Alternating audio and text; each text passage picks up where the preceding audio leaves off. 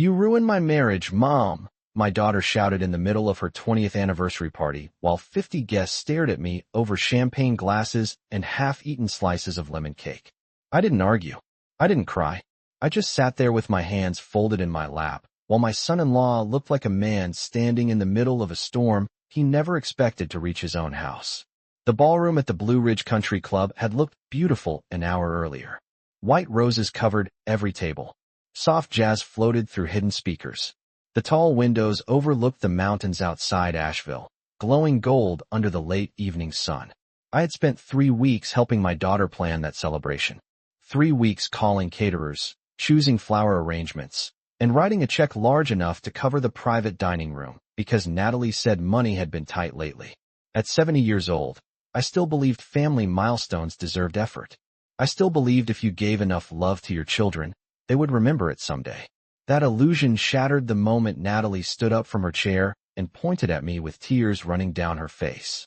You could never stand seeing me happy, she said loudly enough for every guest to hear. You've spent years controlling my life, and now you've destroyed my marriage too. The room went silent so quickly I could hear the ice settling inside people's glasses. Someone near the back cleared their throat. Another woman slowly lowered her wine glass without taking a sip. I noticed little things when I was nervous. I always had. My daughter looked beautiful that night. Her dark blonde hair curled softly against her shoulders, and the emerald dress she wore had cost more than my first car back in 1974. But beneath the makeup and trembling voice, there was something else in her expression. Panic. Not grief. Not heartbreak. Panic. Natalie, Thomas said quietly from beside her, but she ignored him. No, she snapped. She needs to hear this. Everyone does. Then she turned back toward me like a prosecutor delivering a final statement to a jury. You poisoned my husband against me. You've interfered in our finances, our parenting, everything. I'm tired of pretending you're the victim. A few guests shifted uncomfortably in their seats. My grandson Noah stared down at the tablecloth, his face pale and embarrassed. He looked so much like his father at 16 that sometimes it startled me. Thomas still hadn't moved. He sat stiffly in his chair, one hand gripping his water glass so tightly his knuckles had gone white. For a moment, our eyes met across the room, and I saw something there that made my stomach tighten. Guilt. Deep, unbearable guilt. If that's how you feel, I said softly, then I'm sorry you've carried that pain for so long. Natalie laughed bitterly. There you go again, acting calm so everyone thinks you're innocent. I slowly placed my napkin beside my untouched dinner plate and stood up. My knees weren't as steady as they used to be, but I refused to let anyone see that. Congratulations on 20 years of marriage, I said quietly. I hope the rest of your evening is everything you wanted. Then I picked up my purse and walked toward the exit, while whispers spread behind me like wind moving through dry leaves. No one stopped me. Not Natalie. Not the guests. Not even Noah. But just as I reached the ballroom doors, I heard footsteps rushing behind me. Eleanor. Thomas called out, his voice low and strained. I turned slowly. My son-in-law stood there with his tie loosened and his face drained of color. He looked like a man who had spent months holding his breath. There's something you need to know, he said quietly. And I should have told you a long time ago. I stood in the parking lot outside the country club while the cool mountain air pressed against my skin like cold water. Inside, the anniversary party continued without me. I could still hear muffled laughter through the tall glass doors and the distant clink of silverware against china plates. 20 years of marriage being celebrated over filet mignon and champagne, while mine had ended 8 years ago beside a hospital bed that smelled faintly of antiseptic and wilted flowers. Thomas stopped a few feet away from me beneath the yellow glow of the valet lights. For several seconds neither of us spoke. He looked exhausted in a way sleep could never fix. His dark hair was grayer than it had been last Christmas, and the lines around his eyes seemed deeper tonight. I am sorry, he finally said quietly. You should never have been humiliated like that. I tightened my coat around myself. North Carolina evenings turned chilly fast once the sun disappeared behind the mountains. Your wife seems to think I deserve it, I replied calmly. Thomas closed his eyes for a moment at the word wife. Natalie thinks if she says something loudly enough, people will stop asking questions. That sentence settled heavily between us. I studied his face carefully, trying to understand what kind of truth could make a man look that defeated. What questions? I asked. He glanced back toward the ballroom doors before lowering his voice. Not here. 10 minutes later we sat inside his black SUV in the far corner of the parking lot while rain began tapping softly against the windshield. Asheville weather changed quickly in October. One minute the sky was clear, and the next the clouds rolled over the mountains like dark waves. Thomas rested both hands on the steering wheel, but never started the engine. 6 months ago, Natalie asked me to sign refinancing paperwork for the lake house, he said quietly. My stomach tightened immediately. The lake house had belonged to my late husband, Walter. It sat 2 hours east near Lake Lure, tucked among pine trees and old stone cabins. Walter built the wraparound porch himself the summer Noah was born. I told her no, I said carefully. I remember. Thomas nodded slowly. She told me you agreed eventually. I turned toward him sharply. I never agreed to anything. I know that now. Rain streaked down the windows in crooked silver lines. Thomas reached into the inside pocket of his jacket and pulled out a thick manila envelope.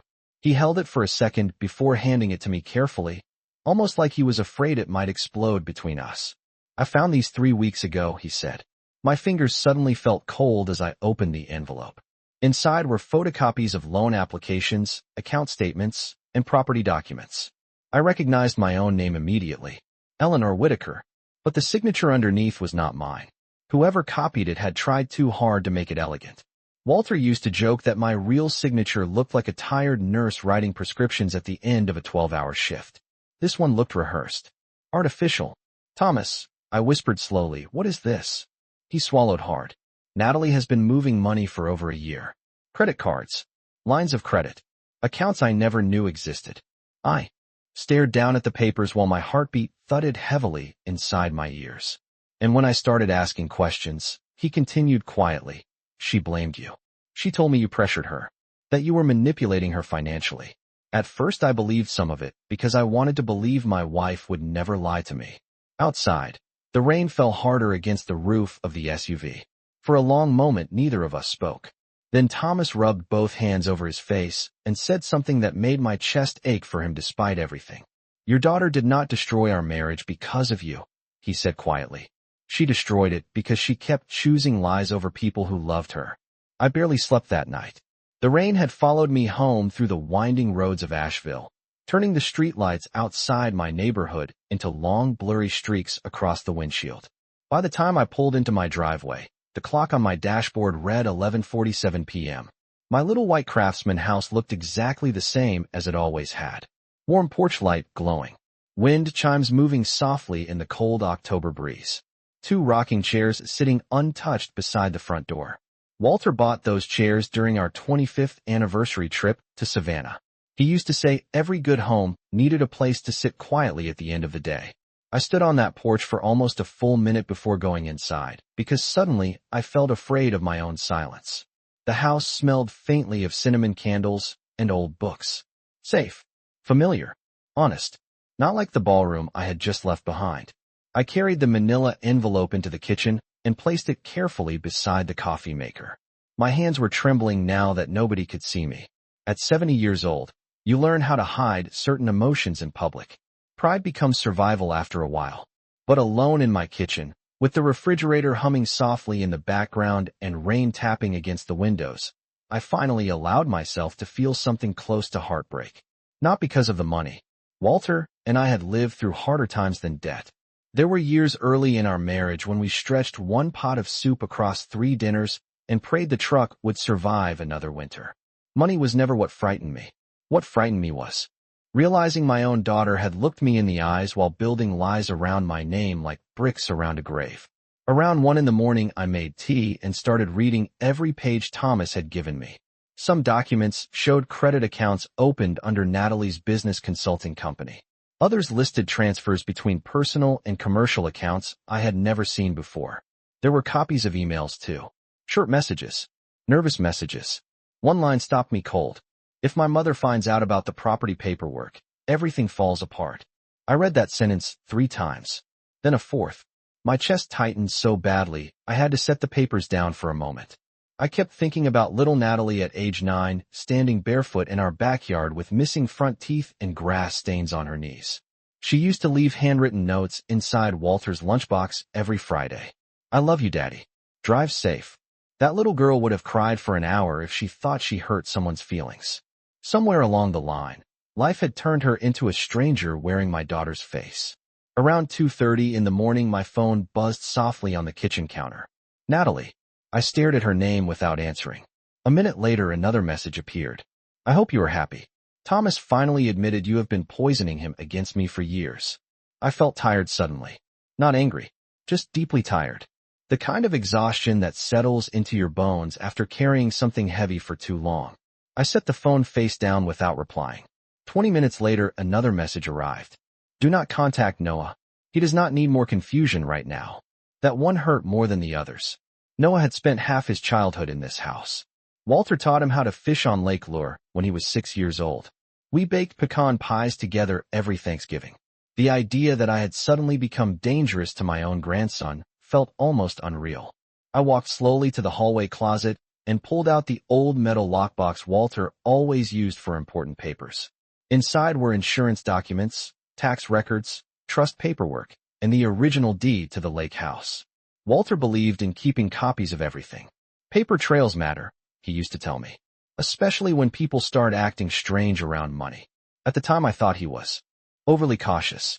Sitting alone at my kitchen table before sunrise, surrounded by forged signatures and hidden accounts, I finally understood what he meant. The next morning, the mountains were hidden behind thick gray fog, and the maple tree outside my kitchen window had already started dropping orange leaves across the yard. Asheville always looked beautiful in October, even when life felt ugly underneath it. I poured myself a cup of black coffee and sat at the table with Walter's lockbox open beside me. Sunlight slowly pushed through the clouds in pale streaks across the hardwood floor while I sorted through decades of paperwork. Insurance policies, property tax receipts, trust amendments.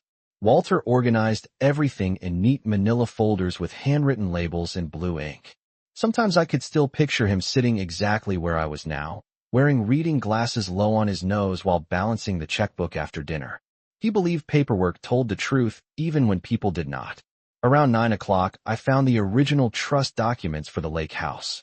My name appeared as sole trustee after Walter's death, with strict language protecting the property from refinancing or ownership transfers without direct notarized authorization.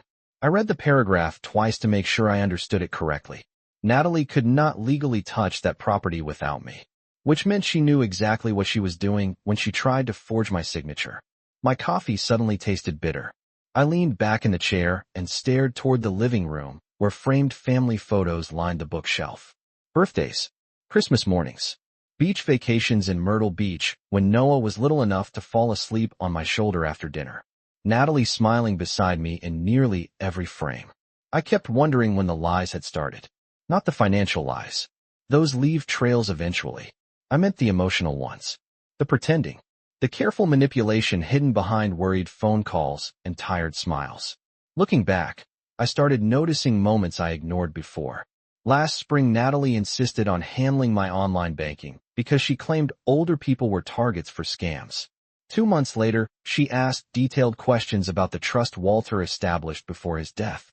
At the time, I thought she was simply stressed about money.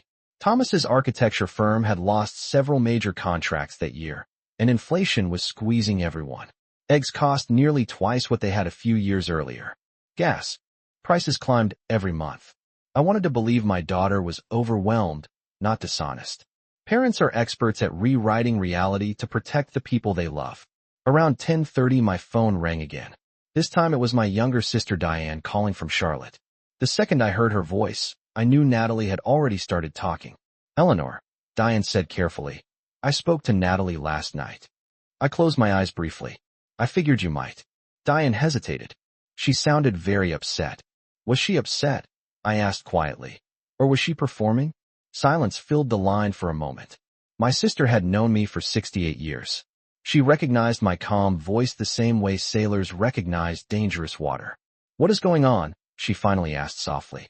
I looked down at the forged signatures spread across my kitchen table. I am still figuring that out myself. Diane lowered her voice. Natalie said Thomas blames you for turning Noah against her. That almost made me laugh from disbelief. Noah barely spoke during family dinners anymore, because every conversation between his parents turned tense within minutes. Even at 16, he had learned how to disappear emotionally when adults started lying around him. I have never turned that boy against anyone, I said quietly. He sees more than people think. After I hung up, I carried the paperwork into Walter's old study at the back of the house. The room still smelled faintly of cedar and old paper. His leather chair remained tucked beneath the desk exactly where he left it 8 years ago. I sat down slowly and opened my laptop. Then I searched for one name I had not spoken in nearly 3 years. Rebecca Lawson, estate attorney, downtown Asheville. Walter trusted her completely because she never sugar-coated difficult truths. My finger hovered over the phone number on the screen for several seconds before I finally picked up the phone. Something inside me had shifted overnight. I was no longer trying to understand my daughter's behavior.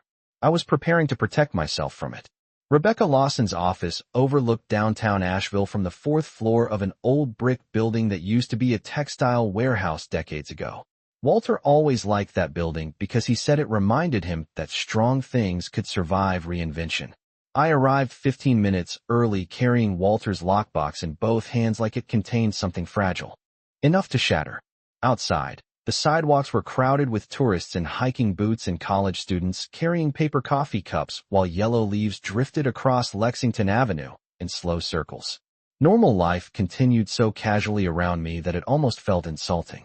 Rebecca greeted me personally at the front desk. She was 58 now, silver streaks running through dark hair she still wore neatly pinned back from her face. The moment she saw the lockbox, her expression changed. Serious. Focused. Eleanor, she said softly, guiding me toward her office. I had a feeling this was not going to be a social visit. Her office smelled faintly of leather folders and peppermint tea. Walter and I sat in those same chairs nearly 10 years earlier while updating our estate plan after Noah was born. Back then, conversations about trusts and medical directives felt distant and abstract. We were simply being responsible adults. None of us imagined those documents would someday stand between me and my own daughter. Rebecca listened quietly while I explained everything. The anniversary dinner. Thomas visiting me afterward. The forged signatures. Natalie's accusations. I handed her the photocopies from the manila envelope one at a time, and with each page her mouth tightened slightly. She never interrupted me. She simply kept reading with the patience of someone who had spent 30 years watching families unravel around money. When I finally finished speaking, the room fell silent except for the ticking of a brass clock near her bookshelf. Rebecca removed her glasses slowly and looked directly at me. Eleanor, she said carefully, your daughter has a serious problem. Hearing another person say it aloud made something inside me ache unexpectedly. Not because I disagreed. Because part of me still wanted someone to tell me there had been a misunderstanding. Rebecca opened the original trust documents and pointed towards several highlighted sections. The lake property is fully protected under the Whitaker Family Trust. No refinancing, transfer, or collateral use can happen without direct notarized approval from the trustee. That is you. She tapped the papers lightly with one finger. If these signatures are forged, then whoever submitted them committed fraud. I stared down at the polished wooden desk between us. Fraud.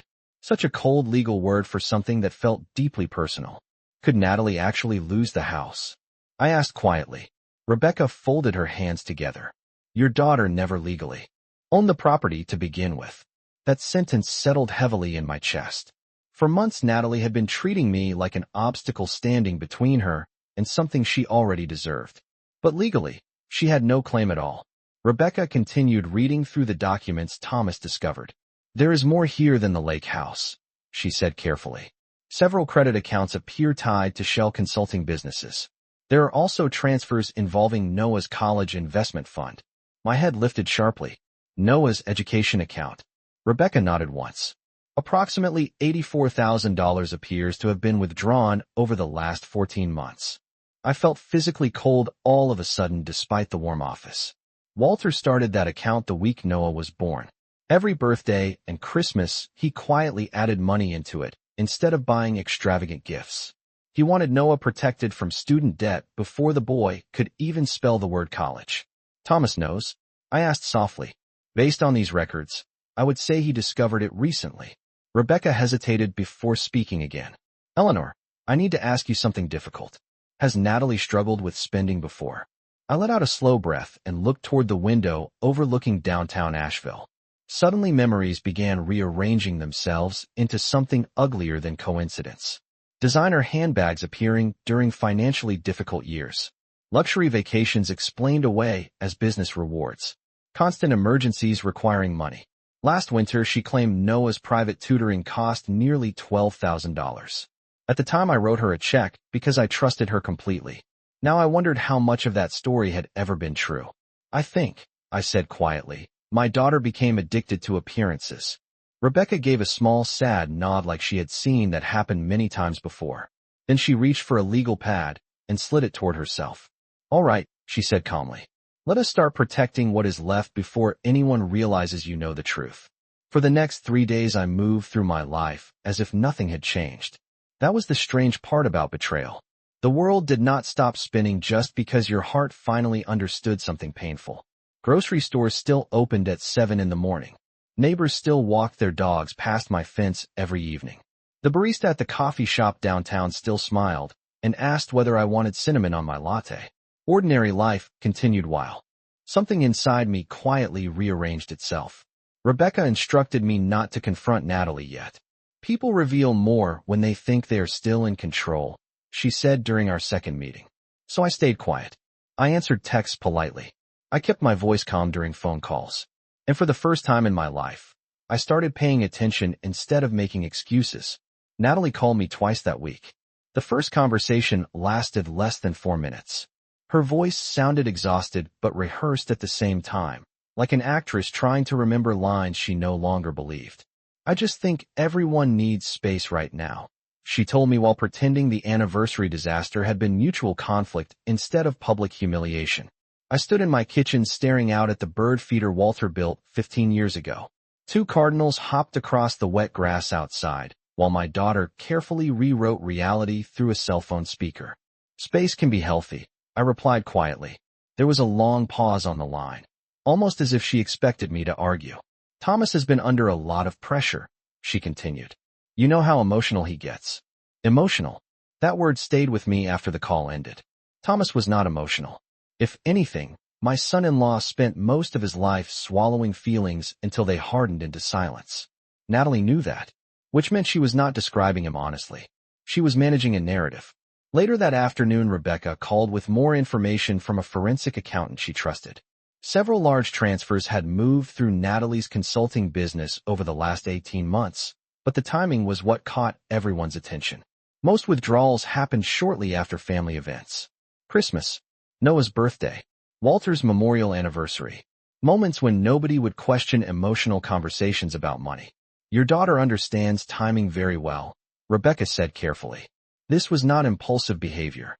After we hung up, I drove to Lake Lure for the first time in almost a year. The road curved through the mountains in long winding stretches lined with red and gold trees glowing under the afternoon sun. Walter loved that drive because every turn revealed another postcard view. I used to feel peaceful there. That day I felt watchful instead. The lake house sat exactly as I remembered it. Gray stone chimney, green shutters, wooden porch swing facing the water. I unlocked the front door slowly and stepped inside. The air smelled faintly of pine wood and dust, the way vacation homes always do after sitting empty too long. I walked room to room quietly, touching familiar objects as if confirming they still belonged to reality. Walter's fishing rods remained mounted beside the fireplace. Noah's old board games still filled the cabinet under the television. Then I noticed something strange in the upstairs office.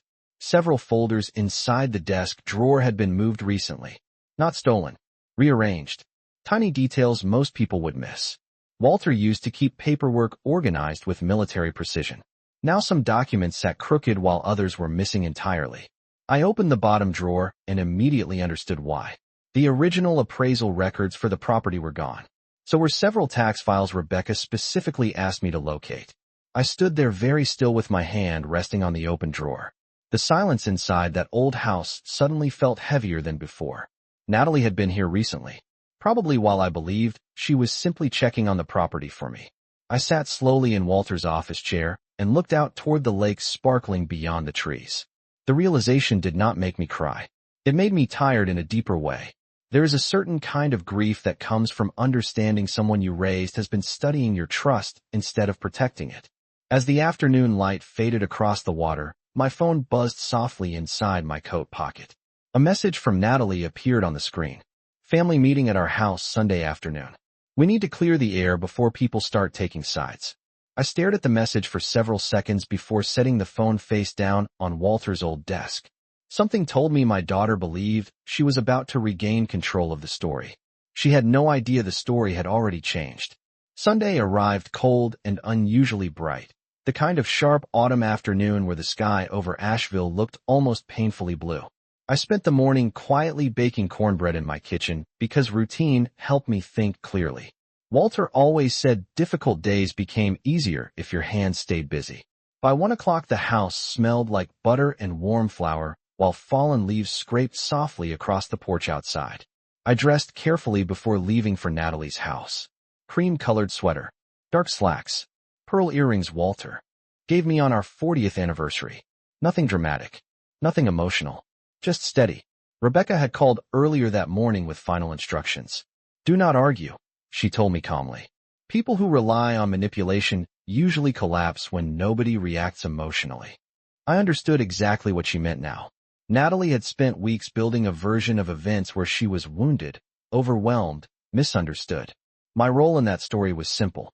Difficult mother, meddling widow, emotional burden. The truth would sound very different once facts entered the room. Natalie and Thomas lived in a large modern house north of downtown near the golf course community where new families moved when they wanted neighbors to admire them. The driveway was already crowded when I arrived. Diane's silver SUV sat beside Thomas's truck. Natalie's friend Melissa was there too, along with 2 cousins from Greenville who rarely attended family gatherings unless drama was involved. I parked slowly and sat in my car for a moment watching sunlight reflect against the front windows of the house. Through the glass, I could see people moving around inside, carrying coffee mugs and plates of food like this was an ordinary Sunday visit instead of an attempted public trial. Noah opened the front door before I even reached the porch. Hi, Grandma, he said quietly. His voice sounded tired. There were dark circles under his eyes that no 16-year-old should have. I touched his shoulder gently. How are you holding up? He gave the smallest shrug imaginable. I have been better. That answer broke my heart more than shouting ever could. Inside, the atmosphere felt strangely formal. Natalie stood near the kitchen island arranging pastries onto a tray she clearly had no interest in eating.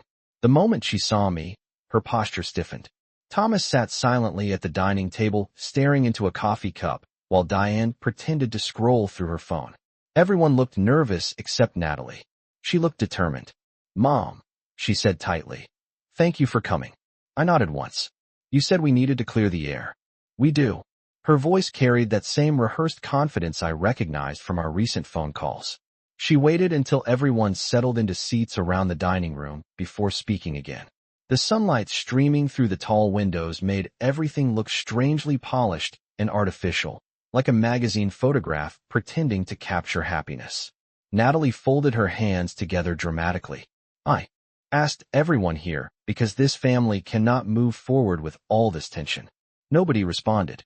She continued anyway. For months Thomas and I have struggled privately, and instead of supporting us, certain people have made things worse. Her eyes moved directly toward me. I have spent years trying to maintain boundaries with my mother, but she constantly interferes in our finances, parenting decisions, and personal life. Melissa gave a slow, sympathetic nod from across the table. Diane looked uncomfortable but remained silent. Natalie kept going. I know some people think I overreacted at the anniversary dinner, but honestly, I reached a breaking point. Thomas has admitted Mom influences him emotionally, especially when it comes to money. At that, Thomas finally lifted his head. Not angry, just exhausted. Natalie either did not notice or chose not to. I have protected this family for years, she continued, her voice beginning to shake slightly. And now people are acting like I am some kind of villain. I sat quietly with my hands folded in my lap exactly the way Walter taught me during difficult conversations long ago. Never interrupt emotional people while they are exposing themselves. They usually reveal more than they intend. Natalie turned toward me directly then, eyes bright with frustration. Mom, if you care about this family at all, you need to admit your behavior helped destroy my marriage. The room became very still after that sentence. Even the grandfather clock near the hallway seemed louder somehow. I looked at my daughter carefully for several long seconds before answering. Natalie, I said softly, are you absolutely certain you want everyone here for this conversation? For the first time all afternoon, uncertainty flickered briefly across her face. The uncertainty on Natalie's face disappeared almost instantly, replaced by irritation sharp enough to change the entire atmosphere in the room. Of course I am sure, she replied quickly. Why would I not be? I studied her quietly for a moment before reaching into my purse and placing a thick cream-colored envelope on the dining table beside my coffee cup. Nobody moved at first. Even Melissa stopped pretending to sip her latte. Thomas finally looked up from the table, and I noticed something shift in his expression the moment he saw the envelope. Recognition. Natalie noticed it too. What is that? She asked carefully. I folded my hands together calmly. Paperwork. Her jaw tightened. Slightly. What kind of paperwork? Before I could answer, Thomas slowly pushed his chair back from the table. The sound scraped sharply across the hardwood floor, making everyone look toward him. He stood there for several seconds with both hands resting against the back of the chair, as though steadying himself. Then he looked directly at Natalie for the first time since I arrived. You should stop talking, he said quietly. The room went completely silent. Natalie let out a short, nervous laugh. Excuse me. Thomas did not raise his voice. That somehow made the moment feel heavier. You keep asking everyone to hear your version of events, he said calmly. But you left out some important details. I saw color begin draining slowly from Natalie's face. Thomas, she warned softly, do not do this here. He ignored her. Instead, he reached into the folder sitting beside him and removed several sheets of paper. 3 weeks ago, I was contacted by the bank regarding unusual activity connected to our business accounts, he said while laying the documents carefully onto the table one by one.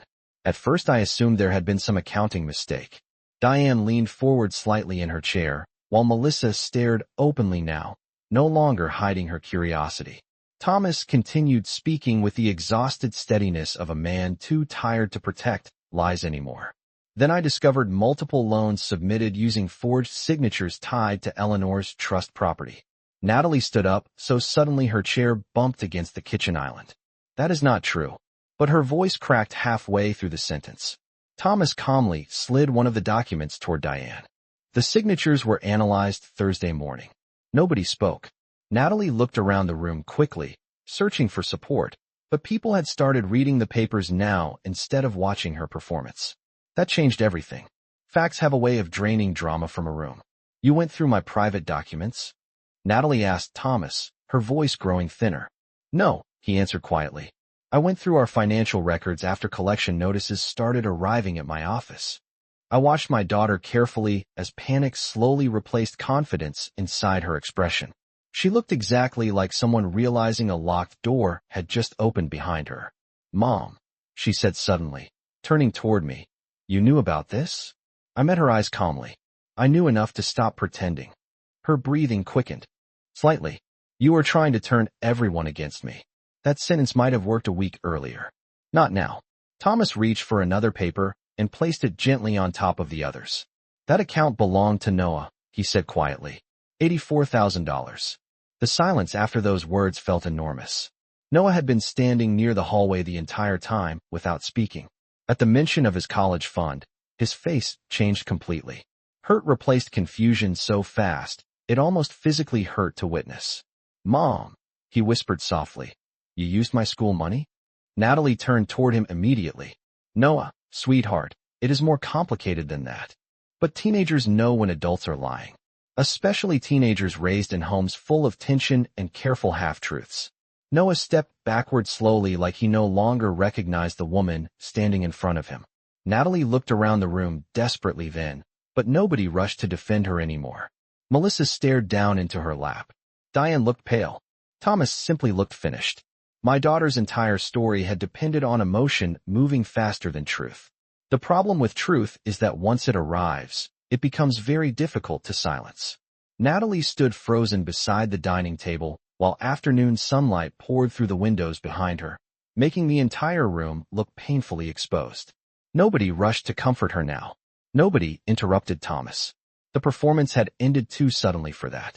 I watched my daughter glance from face to face, searching for sympathy, the way drowning people search for something stable to hold on to. But the room had changed. Facts had entered it. Thomas slowly lowered himself back into his chair and rubbed one hand across his forehead, like the weight of the last few months had finally become too heavy to carry upright. Noah remained near the hallway, arms folded tightly across his chest, staring at the floor with the expression of a boy realizing adulthood had arrived earlier than expected. Natalie finally looked at me again. "You planned this," she whispered. I held her gaze calmly. "No, Natalie. I protected myself." Her eyes filled with tears then, but even now something inside me hesitated before trusting them. That realization hurt more than the accusations ever had. There was a time when one tear from my daughter could undo my entire resolve. Motherhood rewires women that way. We spend decades responding to pain before asking whether the pain is honest. Natalie shook her head quickly. "You all think I am some terrible person," she said, voice trembling now. "You have no idea how much pressure I was under." Thomas looked up slowly.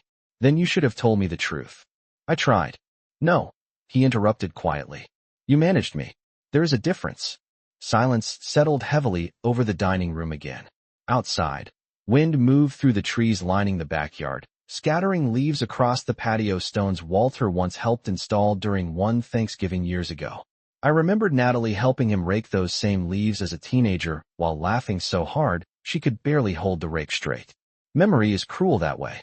It keeps offering old versions of people long after they disappear. Melissa quietly gathered her purse first. "I think maybe family needs privacy right now," she murmured awkwardly before slipping toward the front door. One by one the others followed until only 4 of us remained in the room. Me, Natalie, Thomas, Noah, the real family beneath all the noise.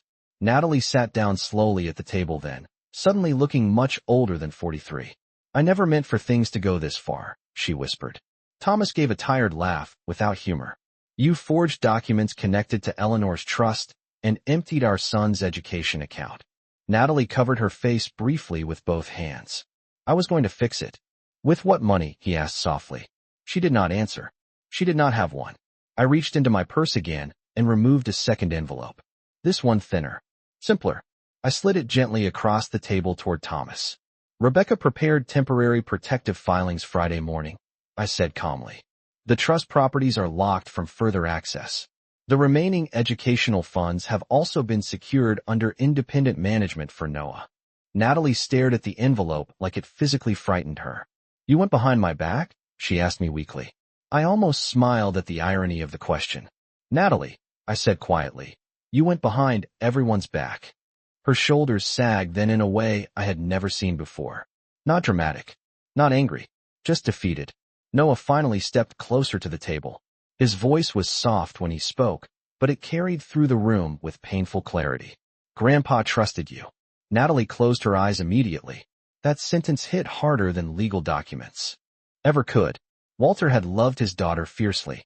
Even during difficult years, he defended her, encouraged her, helped her financially more times than I probably ever knew. Hearing his grandson speak those words out loud felt like the final crack running through something already broken. I stood slowly from my chair and picked up my purse. Nobody tried to stop me this time. At the doorway I paused and looked back once more at the family sitting around that polished dining table. Then I said the only truthful thing left.